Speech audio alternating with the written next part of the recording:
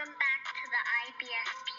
Here's your host, Foxy New. The comeback fights, and look, let's break it down honestly and objectively as possible. And Janibek has come back with a sensational knockout victory over a low-tier contender in a homecoming fight in his native country. Now, the interesting thing about this is Janibek looks sensational, so we all knew he would come in and destroy this guy. We all knew all of that.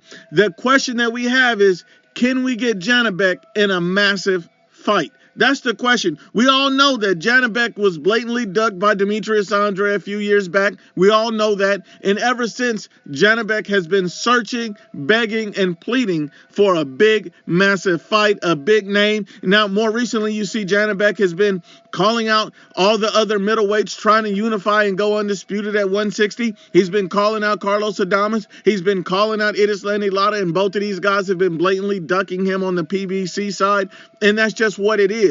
Now Janibek is calling out Canelo Alvarez more in depth. He says, Canelo, where are you? I am the king of the middleweight. You think you are a king too? Let's show the world a fight between two kings. Now I'm going to tell you this.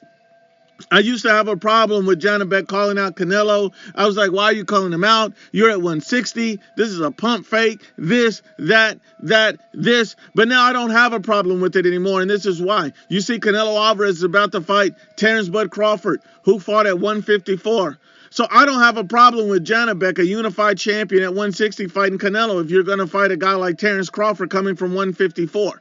Okay, they're even talking about Canelo Alvarez potentially fighting the winner of the, Chris Eubank-Conor Benn fight. That's what Turki Al-Sheikh is looking to make. So if you're Turki Al-Sheikh, we don't want to see that. We much rather see a Janibek-Canelo fight than a winner of a Chris Eubank-Conor Benn fight. I mean, we already know Janibek wipes the floor with either one of those guys. So at the end of the day, I'm not mad at Janibek, and if those are the options, I hope he gets the fight. Let's just be honest and unbiased.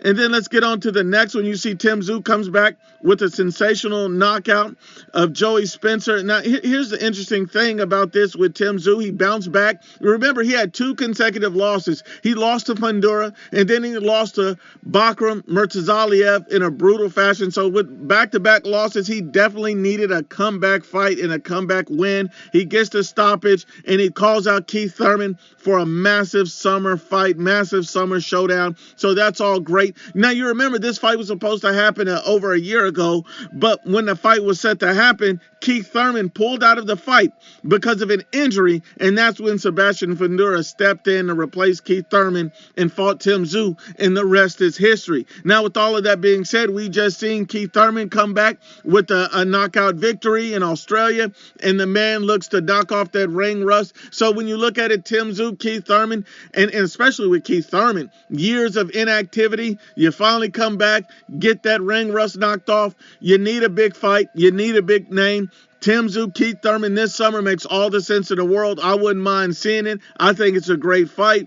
And then you get to Richard Torrez Jr. Now, Richard Torrez Jr. is a young, up-and-coming fighter, 25 years old, undefeated. I believe he's an Olympic silver medalist. The guy has been trying to develop himself. ESPN is pushing him. Top Rank is pushing him. They're trying to build this guy up. And now the interesting thing about Richard Torrez Jr. is that, this guy, he got a unanimous decision victory. He's considered one of the next great American heavyweights. I don't know if he's great. He needs to be tested, and we need to see this guy tested against a significant name, but he does have a lot of potential.